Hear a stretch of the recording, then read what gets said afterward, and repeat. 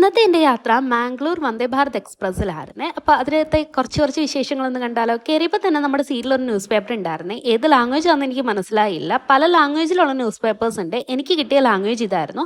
അങ്ങനെ കയറി നമ്മൾ കുറച്ചൊരു പ്രകൃതി ഭംഗിയൊക്കെ ആസ്വദിച്ച് വന്നപ്പോഴത്തേക്കിനും നമ്മുടെ ബ്രേക്ക്ഫാസ്റ്റ് എത്തിയിട്ടുണ്ടായിരുന്നേ.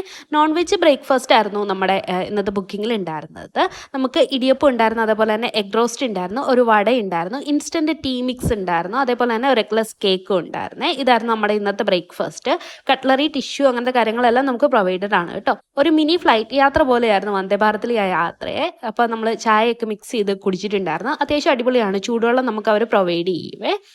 ഇടിയപ്പം അത്ര പോരായിരുന്നു, പക്ഷേ ബാക്കി കറികളൊക്കെ അടിപൊളിയായിരുന്നു. പിന്നെ അവരുടെ സർവീസ് നോക്കുകയാണെന്നുണ്ടെങ്കിൽ അത്യാവശ്യം നല്ല അടിപൊളിയാണ്. യൂഷ്വലി നമുക്ക് ട്രെയിനിൽ നിന്നൊക്കെ ഫുഡ് കഴിക്കാനായിട്ട് ഒരു പേടി ഉണ്ടായിരിക്കുമല്ലോ. ഇത് നല്ല ക്ലീൻ ആണ്. അതേപോലെ തന്നെ സർവീസും സ്റ്റാഫൊക്കെ നല്ല പൊളൈറ്റ് ആയിരുന്നേ.